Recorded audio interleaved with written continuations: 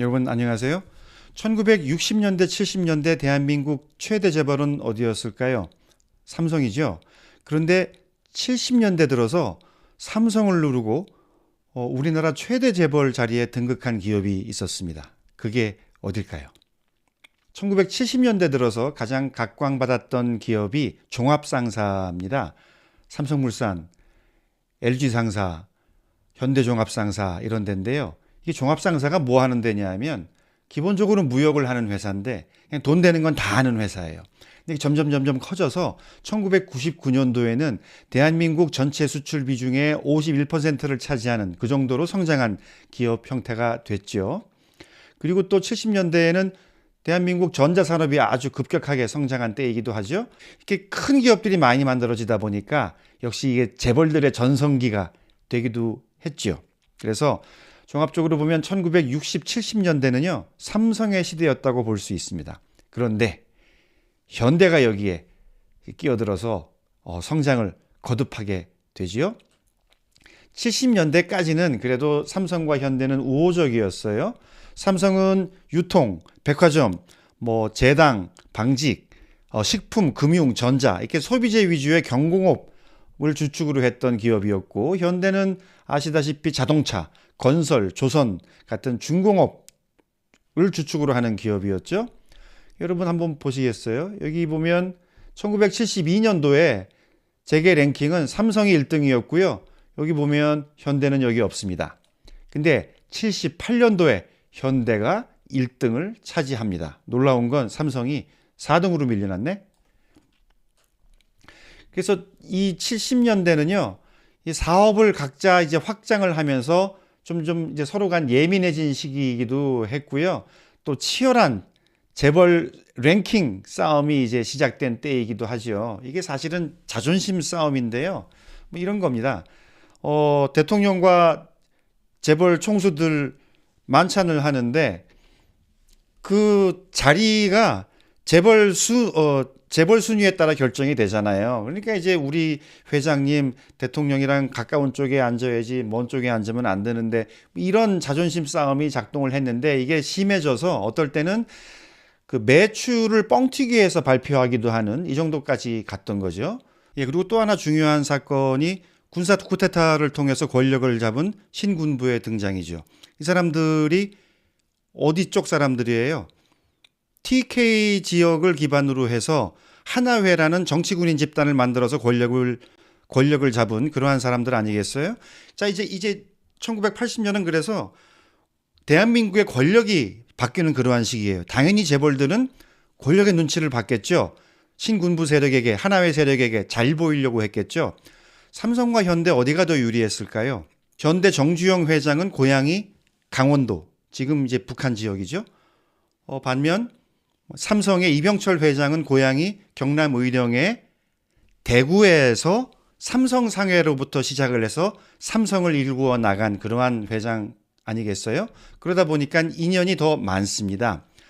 단적인 예로 이병철의 장남 이맹희 씨는 신군부 세력의 주축인 하나회 출신 군인들 노태우 예를 들어서 대통령이랑 동기동창이에요. 경북고등학교.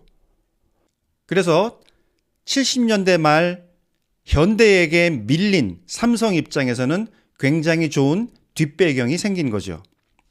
자, 79년 12.6 박정희 대통령 시해 사건이죠. 그리고 바로 이 하나회 정치군인들이 12.12를 통해서 자신의 직속 상관이자 당시 계엄사령관이었던 정승화 육군참모총장을 잡아가죠. 시내에서 총격전까지 벌여가면서 바로 이 사람들이 권력을 잡은 신군부 세력이 됩니다. 여기 보면 전두환 보이고요. 여기 노태우가 있죠. 그리고 그 옆에 차규환 중장, 유학성 중장입니다. 그러니까 이게 뭐냐면 별 둘, 별 셋짜리들이 별 넷 자기의 직속 상관을 체포해서 가둬버리고 고문을 한 그러한 사건인 겁니다. 그래서 당시 서울의 풍경이지요. 예, 지금은 사라진 중앙청, 이 광화문의 모습이에요. 그래서 스스로 대통령에 오르는 전두환의 모습을 우리가 여기에서 볼 수 있죠. 이게 다 80년에 벌어진 일들인데, 자, 1980년 3월 중앙매스컴, 중앙일보, 당시 동양방송, 지금의 JTBC의 할아버지쯤 되겠죠. 그리고 동양라디오가 이러한 그 현대그룹 기업들의 계열사들의 이러한 문제점들을 보도하는 보도를 연달아 내보내게 됩니다. 현대중공업 해외부실공사, 그다음에 현대건설 김포공항 부실공사. 자, 그러니까 현대도 가만히 있진 않죠. 그래서 3월 15일 반격을 시작을 합니다. 중앙일보를 제외한, 그러니까 중앙일보는 삼성 거니까 중앙일보를 제외한 모든 중앙일간지에 반박 해명서를 게재하고요. 이병철 회장을 상대로 해서 사과와 보상 요구를 합니다.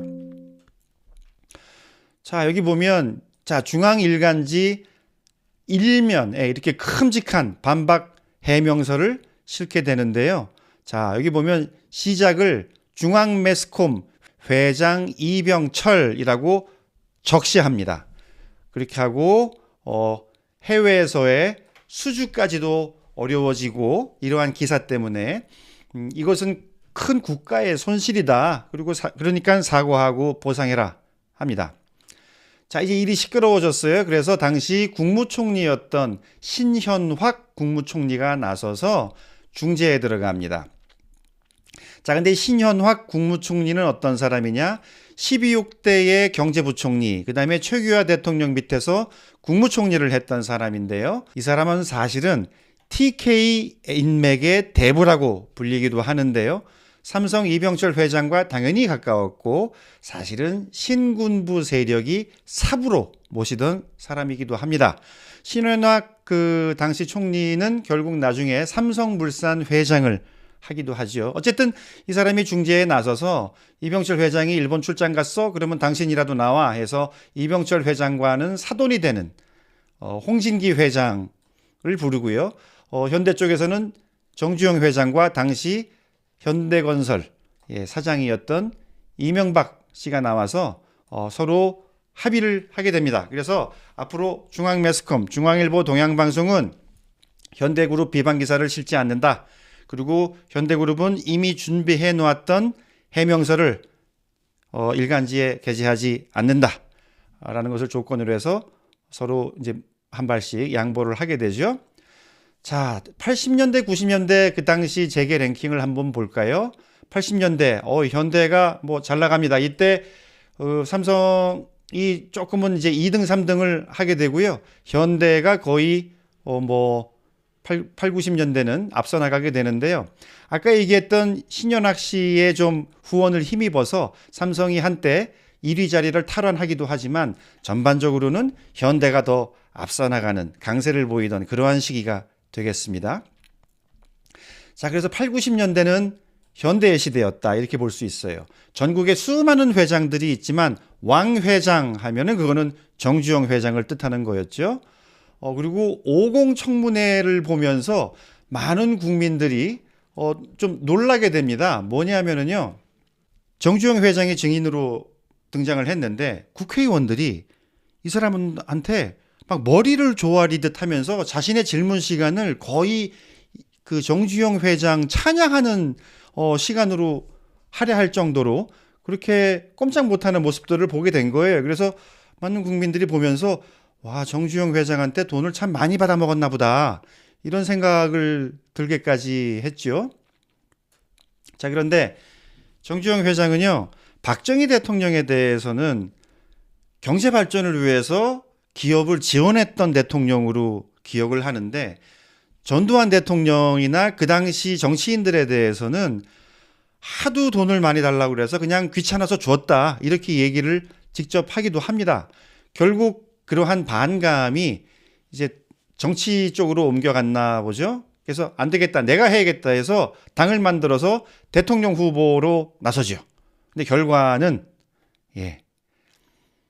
1992년 대선에서 결국 3등으로 패배하게 되고 결국 정치에 나섰던 그 대가를 톡톡히 치르죠. 그때 이제 YS 김영삼이 대통령이 됐잖아요.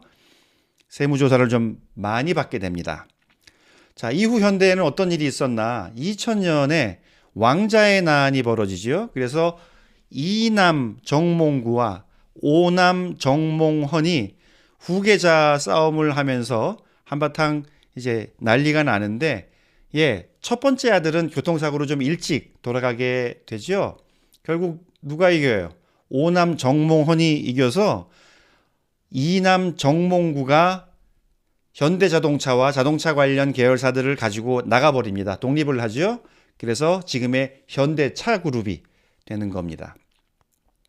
근데 2001년 정주영 회장이 사망을 하고, 그 다음에 2003년 정몽헌 회장이 대북 송금 문제로 해서 검찰 조사를 받다가 결국 자살을 하게 됩니다. 그러면서 결국 현대그룹이 어려워지게 되고요. 이후 현대차그룹은 승승장구하게 되죠. 그래서 지금의 현대 계열사들은 그렇게 나뉘어지게 됐습니다. 자, 여러분 참고가 되셨다면 좋아요와 구독 부탁드리겠습니다.